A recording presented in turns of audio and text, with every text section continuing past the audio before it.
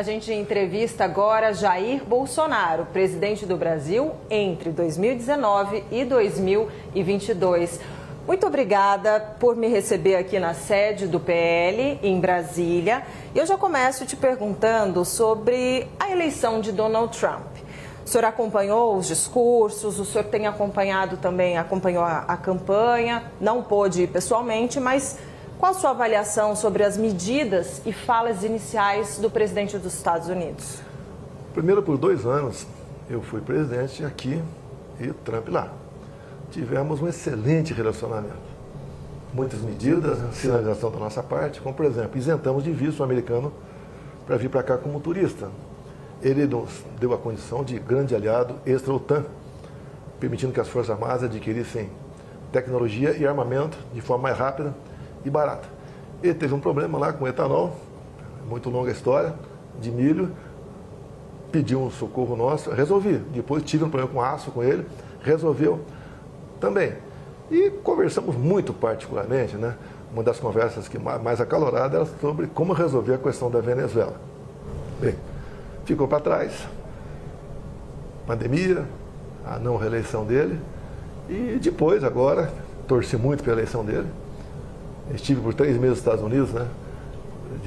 De janeiro a março de 23, conversei com muitos brasileiros lá, e já era um clima favorável a ele, no coração desses brasileiros. Torci, graças a Deus ele chegou, e obviamente eu ouvi todos os discursos dele, o primeiro foi o mais importante, e ele realmente já começou a dar sinalizações claras que é o resgate da América do Norte. E uma coisa que ele fala e reverbera para o mundo todo é a questão da liberdade de expressão. Tanto é verdade que os grandes shows das Big Techs, os donos, já estão perfeitamente alinhados com ele. Acho isso excelente para nós. Então, muita sinalização. Por exemplo, uma coisa que, quando ele falou que vai voltar a explorar petróleo, vai voltar a perfurar. Problema para o Brasil, nós exportamos petróleo para os Estados Unidos e importamos diesel. Ou seja, a gente não pode aqui ficar de costa, né, fingindo que não existe a margem equatorial para a gente explorar petróleo, ali próximo do Suriname e da Guiana. Entre outras coisas positivas, né, ele botou um fim na agenda woke. Eu digo que eu lutava contra essa agenda antes dela existir. Nós somos iguais, ninguém interessa o que com a minha vida particular ou a tua, né? Somos iguais. E acaba com essa discriminação. Já mandou cortar verbas para ONGs que mexam aqui no Brasil com as causas identitárias, entre ela a ideologia de gênero.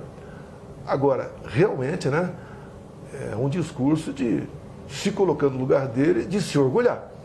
Gostaria, obviamente, de muita coisa fazer aqui no Brasil, caso tenha oportunidade, Deus me deu a oportunidade de voltar à presidência. No discurso dele, nos decretos que ele já assinou, ele tem uma agenda muito forte em relação à deportação em massa de imigrantes ilegais. E a gente sabe que tem cerca de 230 mil brasileiros indocumentados nos Estados Unidos. Eu queria te ouvir sobre essa preocupação com as famílias desses brasileiros, com esses brasileiros. Qual que é o posicionamento do senhor? Lá é a casa dele, como aqui é a nossa. Quem não está de forma legal tem que buscar uma maneira de se legalizar. Não são apenas brasileiros, se calcula um pouco mais de 10 milhões de ilegais lá. Uma parte disso foi gente que não tinha qualquer qualificação para ir para lá. Empurraram para lá muito tipo de gente que frequentava até presídios em outros países. Então ele está fazendo a coisa certa, foi compromisso de campanha, ele já começou a fazer esse trabalho lá. Você pode ver o Brasil. Se você ver a nossa lei de imigração, eu acho que era 16, 17, é uma coisa que é para trás. Se chegar um navio num porto de Santos, com 2 mil estrangeiros ali dentro, que seja de onde for, ele passa a ter direito mais do que nós brasileiros, não pode ser assim. No meu governo, eu não aceitei aqui ou melhor, não aceitei ninguém vir para cá, a não ser um pouco mais de 200 afegãos, que eram cristãos, a pedido de lideranças evangélicas e do judiciário também. Trouxemos esse pessoal para cá. Mais ninguém além disso. São costumes diferentes, são pessoas que não agem conforme a gente age. É pessoas que têm comum se casar com uma menina de 12 anos de idade. Você não pode admitir isso. Isso está na nossa lei, que você tem que respeitar e reconhecer as origens dessas pessoas, a sua cultura, a sua formação, isso não pode acontecer. Agora, se você olhar o que está acontecendo com muitos países da Europa, você cai para trás. Estão perdendo a sua identidade.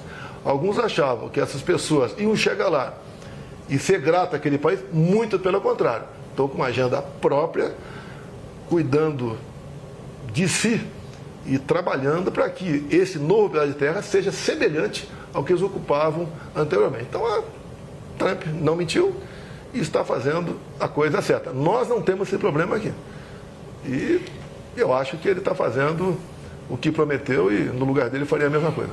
Eu tô te perguntando dos brasileiros especificamente, né? Porque a gente sabe que muita gente que saiu daqui para lá, porque estavam numa condição econômica, social difícil, saíram fugidos, assim como, né, no sonho americano, tentando melhorar de vida, e aí o impacto, te pergunto por eles serem brasileiros, né, mas enfim, não, acho que... É regra do jogo, é a casa dele, ele faz as regras. Soberania, É né? a mesma coisa você, o que tu acha do MST que invadiu uma fazenda? É permanecer lá dentro ou não? Eles estão atrás de oportunidade, não tinham onde plantar. E o dono da fazenda, como é que fica?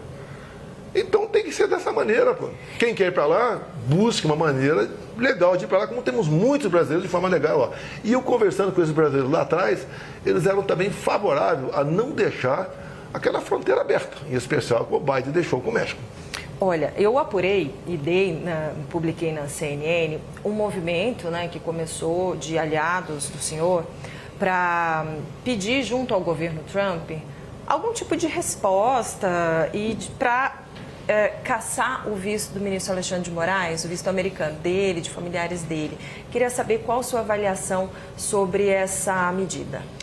Como eu tenho uma passagem com o presidente, eu não vou dar palpite nem sugestão para o governo Trump. Tá? A decisão é dele. Tem parlamentares lá, sei disso, um pouco mais de 20 estiveram presentes agora, tratando desse assunto. Mas o americano, ele é muito rígido com quem viola direitos humanos. Se eu pegar você agora aqui, levar para um canto, deixar algumas horas confinada, isso é tortura. Quando você vê pessoas condenadas a 17 anos de cadeia, porque estavam com uma camisa verde e amarela e uma Bíblia embaixo do braço, isso é tortura. E muita coisa que já aconteceu lá é semelhante aqui. O próprio 6 de janeiro, o Capitólio, o nosso 8 de janeiro aqui.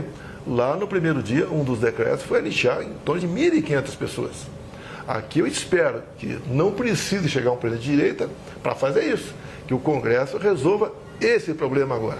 Então, quem viola direitos humanos, eu até perguntaria, né? Houve alguma tentativa armada de mudar o Estado Democrático de Direito no Brasil? Não houve. E foram condenados por isso. Então, o americano, ele tem um carinho muito especial com as questões humanitárias. Tem uma coisa que é sagrada para eles, direitos humanos de verdade. Se eu te levar para um canto, deixar algumas horas confinado, isso é tortura. Eu vou ter uma punição drástica por parte aí da legislação e do povo americano. Eu te pergunto, essas pessoas estão sendo condenadas 14, 15, 17 anos de cadeia por estar com a camisa verde e amarela, uma Bíblia embaixo do braço, sem o devido processo legal. Não é uma tortura? Quem está à frente desses inquéritos, onde a mesma pessoa é tudo no inquérito? Ela tem agido corretamente ou não? Agora, isso extrapolou, porque se faz um paralelo com o Capitólio, 6 de janeiro, o nosso aqui. Houve excesso aqui? Uma parte depredou, se bem que tudo foi depredado antes do pessoal chegar lá. Parte das pessoas também entraram. Não houve individualização da pena. É justo, nós estamos vendo um jogo de futebol aqui, Palmeiras e Corinthians. Tem um quebra-pau do lado de lá, da arquibancada. E gente ferida. É justo o estádio todo ser punido por causa daquilo? E o senhor avalia que essa anistia, ela virá mesmo do Congresso Nacional? Porque o então presidente ainda é presidente da Câmara, Arthur Lira, criou uma comissão para que esse assunto que continuasse sendo debatido, ou seja, jogar lá para frente esse assunto da anistia. O senhor acha que com uma eventual eleição de Hugo Mota na Câmara, esse assunto de fato vai andar? A gente espera que não precise eleger alguém de direita em 26 para 27 da anistia. aquela pessoa que comete um crime e está preso, tem um sentimento. Agora, quem está inocente lá dentro, tem uma senhora, jovem senhora de menos de 30 anos, que pintou lá de batom na estátua, com 2 filhos de 4, 5 anos de idade. Tem uma família enorme lá em Ji-Paraná, Rondônia, onde o marido foi condenado a 17 anos, está foragido, mas a mãe está lá com 6 filhos, o mais velho em torno de 10 anos, o mais novo de colo. Até tirei uma fotografia, fiz um vídeo com eles. É justo o que está acontecendo? E nós sabemos, né? Na verdade, o que é isso? É uma maneira de buscar eliminar a direita no Brasil. E você vê alguns por aí, importantes, pessoas importantes, né, de outro poder, falando abertamente, nós derrotamos o bolsonarismo é o pior que tem no mundo. Tá? E você só vê medidas restritivas, desde antes das eleições, só em cima da direita. Quando você pega um grupo de empresários, 8, onde um dá um emoji positivo e entra no inquérito, um outro sofre duras sanções, tira uma página de 10 milhões de seguidores do ar para praticar minha campanha. É que parte desse expediente, né, ele foi em outro momento aplicado, menos em relação a redes sociais, porque não era tão ativo, mas o presidente Lula foi preso e dizia que era perseguido pela justiça, dizia que foi preso para impedir que não queriam que ele concorresse. Eu entendo assim esse posicionamento e essa sua indignação. Não estou chorando, não. Eu não sou o Lula, não. Lá tem corrupção. As pessoas foram delatadas, devolveram 5 bilhões de reais. As empresas assinaram acordo de leniência na casa dos 15 bilhões de reais. Comigo não tem nada, não tem dinheiro na cueca, não tem conta esquisita lá fora, não tem corrupção em lugar nenhum. São teorias e são narrativas em cima de mim. Como a gente está falando, então, de justiça, depois a gente fala mais de política, que eu quero muito falar de 26, mas vamos falar desse assunto, então. Minha dúvida é a seguinte: pelo andar, né, dos acontecimentos, dos indiciamentos, o senhor acha que o senhor vai ser preso? Hoje em dia, qualquer um pode ser preso sem motivo nenhum. Como tinha gente que nem em Brasília estava e foi preso. Está na mão de uma pessoa decidir o futuro de qualquer um. Botar numa preventiva quanto tempo ele assim entender. E você viu, uma Folha de São Paulo fez a matéria, né, de um juiz lá do senhor Alexandre de Moraes conversando com o chefe do comitê lá de combate à desinformação. Olha, o ministro pediu isso, pediu aquilo, faça o relatório como ele está desejando. O ministro quer o Eduardo Bolsonaro. Use a sua criatividade. Só isso na Lava Jato teria sido anulado há muito tempo. É justa a possível punição para cima de mim? Que golpe! Que golpe! Mas, independentemente da sua avaliação de ser justo ou não, o senhor acha que pode vir a acontecer? Qualquer um pode ser preso a qualquer momento. Entendi. O Braga Neto está preso, segundo a gente vê lá nos autos, né? Por ter conversado com o pai do Coronel Cid 1 ano antes. E o inquérito já tinha sido feita a denúncia, entregue para o Supremo. Não tinha como ele ser preso por obstrução da justiça. Não tem como. É igual o Felipe G. Martins. Ele não foi para os Estados Unidos. Ficou quase 1 ano preso. E agora, para me negar meu passaporte, está lá na peça do senhor Alexandre de Moraes que eu poderia fugir do Brasil, como o Felipe Martins fez em 2022 no meu avião. Ele não entrou no meu avião. Ponto final. Decide, não quero dar, não dou e tudo bem. Outra, onde é o meu fórum? É o Supremo ou é a primeira instância? Onde eu falo das pessoas que foram presas agora aí? É a primeira instância, não é a última instância. Se isso acontecer, né, na sua avaliação, o senhor ser preso injustamente, o que vai acontecer? Eu vou para a cadeia, eu não vou sair do Brasil. Eu não vou fugir do Brasil. Eu podia ter ficado lá quando fui para os Estados Unidos. Quando eu fui na pós do Milei, poderia ter ficado. Vim para cá sabendo de todos os riscos que estão ocorrendo. Lógico, vai ter uma repercussão no mundo todo, que quando você prende um ex-presidente, o pessoal quer saber qual o motivo. Olha, o mundo hoje, grande parte, já sabe o que está acontecendo no Brasil. Mas o senhor acha que poderia acontecer uma comoção social? Não sei, não vou sugerir nada, nem propor, nem achar. Agora, uma tremenda injustiça, como está sendo feita com essas pessoas, bem como com os investigados junto comigo, acusado de tentativa de golpe. Você pode ver. Em 22, acabou as eleições, o Valdemar da Costa Neto deu uma procuração para o advogado questionar algumas coisas por ocasião das eleições. Por causa disso, o Valdemar entrou no inquérito dos atos antidemocráticos, porque você não pode duvidar das eleições. Agora, você não pode duvidar em 22, porque em 18 duvidaram da minha. Em 18, acabou as eleições, chegou um papel muito bem escrito no TSE, e 2, 3 dias depois das eleições foi aberto o inquérito, instalado o inquérito. Inquérito 1361. Esse inquérito ostensivo. Então conta, o que tem nesse inquérito? Não vou te contar. Tem falado inquérito tanto desse ostensivo. Conta pra inquérito gente. ostensivo. Ou seja, mas o quê? Questiona a sua esse eleição? Esse inquérito nós tomamos conhecimento em 21. Tá?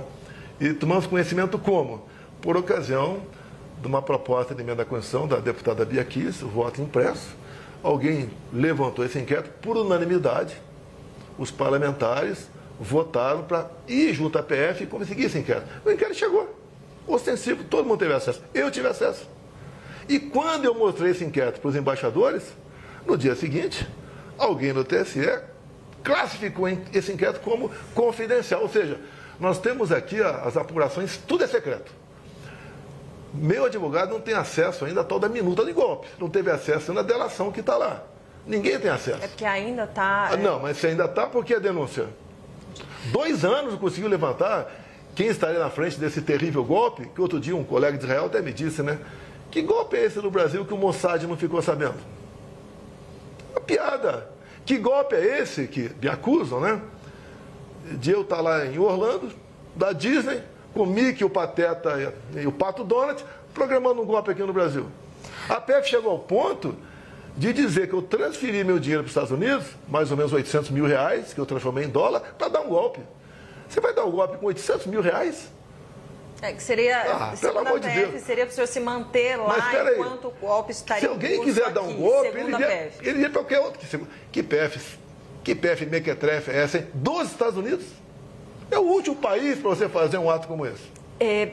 Ainda, só para a gente concluir esses temas, né, de investigação, algo que chamou muito a atenção, e eu queria saber se o senhor teve conhecimento em algum momento, a história dos kids pretos, do plano para matar Lula, Alexandre de Moraes e Geraldo Alckmin. Olha, quem porventura escreveu isso aí se responsabilize. Então, o que eu vi na imprensa, isso está na conta do general Mário, né? E lá, pelo que fiquei sabendo, não está o nome desses 3 lá. Dá a entender que seriam eles. Mas o senhor ficou decepcionado? É lógico, ninguém quer. Isso para mim é uma bravata. Uma bravata. Você vai sequestrar e envenenar? Vou te sequestrar e botar um comprimidinho na tua boca? Acontece, pelo amor de Deus. Acontece. Pelo amor já de aconteceu. Deus. Os caras vivem com N seguranças. Sim, mas Um crime impossível. Essa discussão, assim, essa cogitação, né? O senhor fala que sempre jogou nas 4 linhas, etc. Esse tipo de discussão é um pensamento? Falar isso, tudo bem, poderia não concretizar, mas te decepciona? Porque o senhor não pode pessoas com uma certa idade, com a experiência que tem, escrever só umas besteiras dessas. Não tem sem cabimento. Não tem cabimento. Tá? Vamos falar de política? Quero falar sobre... Bom, a gente começou falando sobre Trump, porque eu queria saber o seguinte. Parece que a eleição dele, a vitória dele, agora todo esse movimento, ele deu ainda uma reacendida mais na direita aqui no Brasil. Como o senhor vê esse movimento? Eu acho que no mundo todo, né?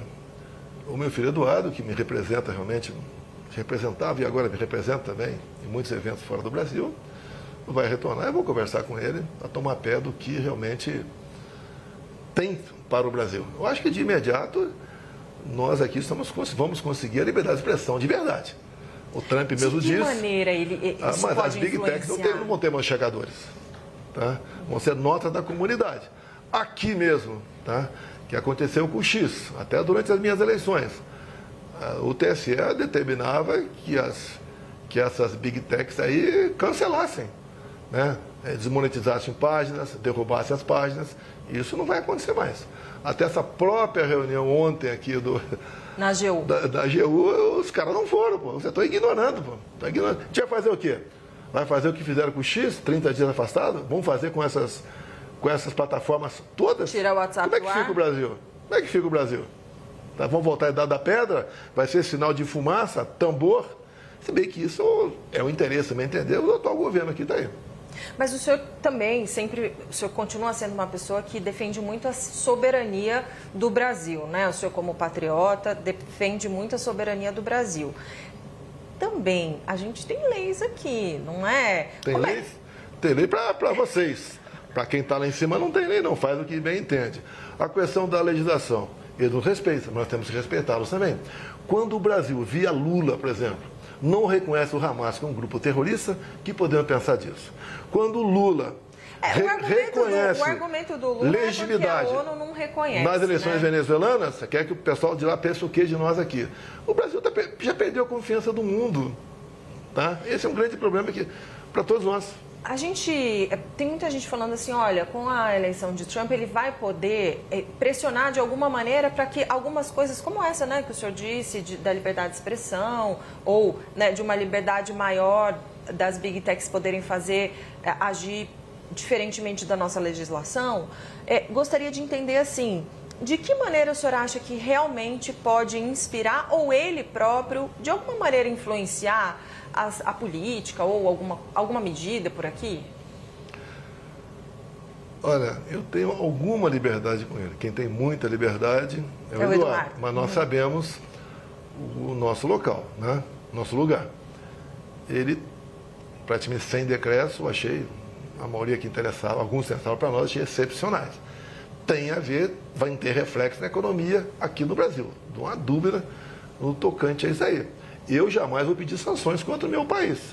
Mas, se o governo aqui não mudar, se aqui o lawfare não deixar de existir, vai ter problema aqui dentro. Pode ter certeza disso. Uma coisa eu digo, se eu tivesse movimentado tropas, generais, não sei o quê, ou a tentativa de golpe. Agora, um ou outro escreveu um negócio lá. Comigo você não viu nada. Você não viu eu aí com cabo e soldado na rua aí falando qualquer coisa. Me rotular de golpista, quer me botar 30 anos na cadeia, vai ter pressão de fora. Aqui pode ter retaliação. Aqui é lógico que vai ter retaliação. Aqui, e a retaliação em que sentido? Porque olha só, eu não vou dar palpite como o governo americano deve agir ou não. Tá? Quando você perde um mandato, muita gente vira as costas ou simplesmente se afasta de você. Chefe de Estado não é muito diferente. Alguns chefes de Estado pelo mundo eu mantive relacionamento, como, por exemplo, o Trump, entre Quando outros. ele saiu, o senhor continuou presidente, eu fui o último chefe de Estado a reconhecer a vitória do Biden. Tem um significado para eles. Ele convidou, acho que 5 ou 6 chefes de Estado. Eu não era nada, eu sou ex. Né? Me convidou, juntamente com a esposa. Lamentavelmente, eu não pude ir. Fiquei muito triste, queria acompanhar a minha esposa, que só retorna no sábado, que amanhã tem uma marcha lá contra o aborto nos Estados Unidos. Ele sabe disso. Alguns do primeiro escalão dele, né, se manifestaram contra isso aí. É uma ação do governo brasileiro, porque tem influência dentro do Supremo, tem, tá certo? Que foi uma negativa para um convite de um chefe de Estado. Que eu acho até que a repercussão seria menor com a minha ida do que com a minha ausência. A minha esposa, dada a maneira de se comportar, ninguém pode negar o trabalho que ela fez enquanto primeira-dama aqui no Brasil, né? E também seu comportamento, não mandou ninguém para aquele lugar. Sempre, né? Ela teve repercussão lá. Conversou com algumas pessoas, que não é o caso aqui, mas todo mundo viu. E muitos ficaram sentido do que aconteceu. Eu não estou condenando nada. O Lula conseguiu em 2018, após uma condenação em segunda instância, tá? Ir para a África, com 2 painéis. Um painel era unidos para erradicarmos a fome na África até 2025. Vai acabar com a fome da África esse ano. E o outro é juntos, combatendo de frente a corrupção. O cara condenado em segunda instância foi para a Etiópia, que acabou não indo por outro motivo. Mas o Supremo deu liberdade para ele. Como ele andou pelo mundo também, condenado em primeira instância, sem problema nenhum. Por que essa perseguição em cima de mim? Qual foi o meu ato que eu transgredi alguma coisa? Me responda, qual foi o ato? Você não acha? Aí ele tentou dar um golpe. Como ele tivesse tentado. O que é tentar dar um golpe? Mas é que tentar já é o crime, né? Por isso que... Ou tentar, vai. Qual soldado você do quartel? Me aponta um. Bom, ainda falando... Do meu lado teve o próprio Zé Múcio, que houve tentativa de golpe. O Nelson Jobim, ex-ministro da Defesa, também falou que não houve, depois ele voltou atrás. O próprio Temer falou a mesma coisa. Aldo Rebelo falou a mesma coisa. Pô, golpe só na cabeça de uma pessoa deixa não é nada. Só te fazer uma provocação. O seu atual advogado, Celso Vilardi, chegou a falar que tinha sido golpe e agora diz que não, né? Mas ele falou, e eu ouvi a entrevista dele, tá? Com matéria que tinha na imprensa. Você não quer esperar uma imprensa isenta comigo. Entendi. Quando ele falou, quando eu tive acesso aos autos, pensei de maneira diferente e falou outras coisas que é privativo do advogado, né? Certo. Sobre nulidades, tá certo? Inconsistências. Sim, isso inclusive vai ser uma linha, quer dizer, vai continuar sendo uma linha de atuação, né? A questão das nulidades, enfim, que qualquer pessoa, se tiver nulidade, de fato, né, tem que apontar. Agora, falando de política, continuando a gente falando de política, quero falar sobre o cenário de 2026. Minha pergunta é, eu sei que o senhor não vai desistir de lutar até o último momento para se tornar elegível novamente e poder ser candidato à presidência. Isso é algo que o senhor sempre, né, deixa muito claro. Falando sinceramente, que eu sei que o senhor é um homem muito franco, o senhor acha mesmo que dá para até 2026, devido à conjuntura, o senhor voltar a ser elegível? Se eu não for candidato, por uma perseguição de um ministro, que diz que eu abusei do poder político ao me reunir com embaixadores. E a segunda, elegibilidade, abuso de poder econômico. Quando acabou o 7 de setembro, deixei minha faixa na palanque e fui num carro de som, que era do Silas Malafaia, e falei para quase 1 milhão de pessoas. Não gastei um centavo naquilo. Não usei a estrutura do 7 de setembro para falar com o povo que estava ali fora. Isso daí é uma negação à democracia. Quem deve escolher o seu representante é o povo, e não um ministro do TSE. Então, sem a minha presença, é uma eleição parecida com a da Venezuela, onde a Maria Corina e o Capriles foram tornados inelegíveis por 15 anos com a acusação: atos antidemocráticos. Quais foram os atos antidemocráticos? Ocupar o carro de som e criticar o Maduro. E o Maduro, e lá, você só conseguiu descobrir, né, que houve fraude porque o Maduro aceitou há 2 anos, num acordo lá com os Estados Unidos e com a oposição, de ter o voto impresso. E ele riu, né, aceitou o voto impresso e afastou 2 pessoas por inelegibilidade. Já na Nicarágua, é um pouco mais sincero, lá o Ortega. Ele não afasta, nem torna inelegível. Os 7 opositores estão na cadeia. Vamos fazer eleições sem oposição aqui no Brasil? Que sem eu na direita, hoje em dia, não é oposição. Por quê? Eu evito falar nomes, tá certo? Mas eu entendo que é um direito meu disputar a eleição. Eu fui caçado, perseguido o tempo todo. E o último ato dentro da justiça eleitoral foram as inelegibilidades. Mas por que o senhor acha que sem o senhor... Não, sem o senhor entendi. Não seria democrático. Mas por que sem o senhor não tem oposição? O senhor não acha que outras lideranças da direita ou figuras da direita também podem representar a oposição? Cita os nomes. O senhor quer que cite? Vai citando. Tá, vamos lá. Tarcísio de Freitas. Representaria a direita? É um excelente gestor, ninguém nega isso aí. Você tem que conversar com o povo, né? O que acha dele. Se ele está maduro para representar a direita ou não. Ronaldo Caiado. É um estado com pequena densidade eleitoral. Ele é muito bem avaliado lá, mas não sai de lá. Qualquer saída fora dele, né, não tem aceitação, não tem nome. Romeu Zema. Bom administrador também, mas, no meu entender, conhecido mais em Minas Gerais ainda. Se você escolhe o estado do Nordeste, quiser ir comigo lá, você escolhe, a gente vai, você vai ver como o povo me trata. Pablo Marçal. Eu evito conversar sobre esse cara.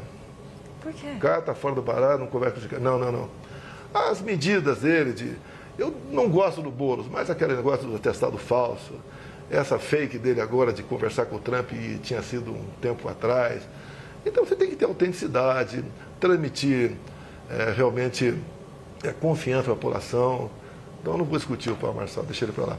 Eu acolhi um tempo atrás, conversei com ele, ele saiu daqui eu conversei fora com ele.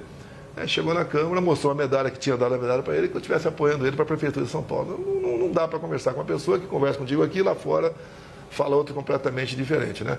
Tem um baita do potencial, mas ele tem que se controlar. Não está confiável. Depende, pergunta para o povão aí. Não... Gustavo Lima. Conversei com ele um tempo atrás, no dia seguinte, ele viria ao Senado, no dia seguinte apareceu a candidatura dele para a presidência. Aí eu tirei o pé. Você precisa, né? Ele tem idade e tem popularidade. Tá? Do resto, a gente não conhece. Eu não conheço o resto dele. Então, vocês poderiam entrevistá-lo, né? Para saber do que ele pensa, o que ele pode fazer. É um nome, no meu entender, um excelente nome para o Senado, no meu entender. Para a presidência, não sei se está maduro para isso ainda. Ratinho Júnior. Me dou muito bem com ele. Tá? Pode ser um nome. Tá? Pode ser um nome para a direita, pode ser, mas me dou muito bem com ele, um bom gestor também. Mas eu digo, eu não trato desse assunto com ninguém. Até eu falei demais para você aqui, tá? Tem só mais 2 nomes que eu quero pedir. Tá. Vai, você falou que eu podia pedir, então eu vou pedir mais 2 nomes. Um nome interessante, Flávio Bolsonaro. Olha, nasceu em 1981, né? Tá com 44 anos, se não me engano, acho que é essa conta aqui. Um excelente nome, preparado, tá? Tem uma experiência, um bom articulador, é um baita do nome. Não é porque é meu filho, assim como o Eduardo também é uma pessoa madura, tá? Tem um vasto conhecimento de mundo, inclusive. Podem ser opções, o Flávio, o Eduardo, pode ser. Sim. Michele Bolsonaro. Aí eu converso com ela quando ela voltar, agora cheia de saudades, né? Tá voltando nos Estados Unidos, eu converso com ela. Eu sei que quando você faz pesquisa, eu vi na Paraná pesquisa, ela está sempre um pouquinho, quase a mais de erro com o Lula. Esse evento lá fora vai dar uma popularidade enorme para ela, tá? Aí eu tenho que conversar com ela, o que eu tenho conversado com ela, somos casados, né? Cada um tem sua vida. Não, você casou, você tem que dividir tudo, né? É o mingau ou a falta de alguma coisa, tudo, tá? Então não tenho problema nenhum, estou 17 anos casado com ela, seria também um bom nome, tá certo? Com chance de chegar. Obviamente, ela me colocando como ministro-chefe da Casa Civil, pode ser. O senhor seria ministro da Casa Civil? Dela seria qualquer coisa, que ela mandasse ser, eu seria. É interessante. Bom, vamos lá. Em que momento o senhor, enfim, já tem uma estrada política, sei, né, a presidência também o amadureceu muito a entender a política sob uma outra perspectiva, né? Não só a perspectiva combativa que o senhor sempre teve, mas também uma outra política de diálogo, de articulação, de alianças com outros partidos, etc, etc. Minha pergunta é, qual é o momento certo para pensar em lançar um candidato da direita ungido pelo senhor? Só os 48 do segundo tempo. Eu vejo de vez em quando, vejo matéria da imprensa, né? Podia estar articulando, eu estou impedindo. Olha, eu não estou impedindo ninguém. Quem quiser lançar candidato, fique à vontade. Eu digo uma coisa, se o João quer vir candidato, tá? Imagine ele se tornar inelegível assim como eu fui. Injustiça. Eu não tenho crime. Eu peguei o Brasil, o Temer deu uma arrumadinha no Brasil e nós resolvemos a economia mesmo com a pandemia, mesmo com a guerra. Fizemos coisa demais. Até o Bolsa Família, que era de 190, passamos para 600. Levamos água para o Nordeste. Você, em 2010, levava 100 dias para abrir uma empresa. Comigo, menos de 24 horas. Nós criamos o PIX, deu-se clima toda, foi no meu governo o PIX, depois do auxílio emergencial. Você não viu o caos do nosso governo, apesar da política do fica em casa, a economia te vê depois. Foi um bom governo ou não foi? Você nunca viu um time de ministros como o meu. Deixa eu te perguntar. Bom, mas aí o senhor tem muito esse ponto, né? Só que na eleição passada o povo escolheu Lula, né? Ou não? Olha, eu ando pelo Brasil, o povo me ama. Nem durante a campanha não arrastava ninguém por aí. houve uma campanha enorme contra mim. Por exemplo, o TSE botou o dedo na balança. Eu não podia falar que o Lula defendia aborto. Eu não podia mostrar o Lula lá na comunidade do Rio de Janeiro, ao lado de líderes comunitários que só foram eleitos graças à bênção do tráfico. Eu não podia falar do Lula que o cara roubava celular para tomar uma cervejinha. Eu não podia botar o Lula ao lado de Ortega, ou de Fidel Castro lá atrás, ou de Maduro agora. Eu não pude mostrar a imagem minha no enterro da Rainha Elizabeth. Eu não pude mostrar as imagens do 7 de setembro. O TSE fez uma campanha massiva para jovem tirar título de eleitor. Essa faixa etária, 3/4 vota no PT. Foram 4 milhões de jovens tiraram o título. Eu, na reta final, tiraram de mim 1,5 milhão de inserções mentirosas, me acusaram até de pedófilo. Do pintou um clima, né, da história. Eu estava com 30 seguranças de assíduo e motociclista. Né? Pintou um clima, eu sempre usei esse tema aqui. Pintou um clima, eu vou lá conversar. Não vou nem entrar nessa história. Deixa eu te perguntar uma coisa. Ontem teve uma decisão do TCU em relação ao pé de meia, né? Como se fosse entendendo como se fosse uma pedalada. Já tem gente falando em impeachment do presidente Lula. Qual a sua avaliação sobre isso? Olha, quero me inteirar um pouco mais, mas pelo que tudo indica, sim. Eu já vi que alguns partidos, alguns parlamentares já estão protocolando e pedindo impeachment. Eu não quero tomar frente no primeiro momento. Você não tem que deixar o Lula sangrar para resolver em 26. Você tem que, se cometer um crime, tem que ser agora. O povo não pode sofrer mais 2 anos para quem sabe a direita chegar. Aí eu não quero chegar, ou alguém ligado a mim chegar à presidência, em cima do sofrimento do povo. Não posso admitir isso aí.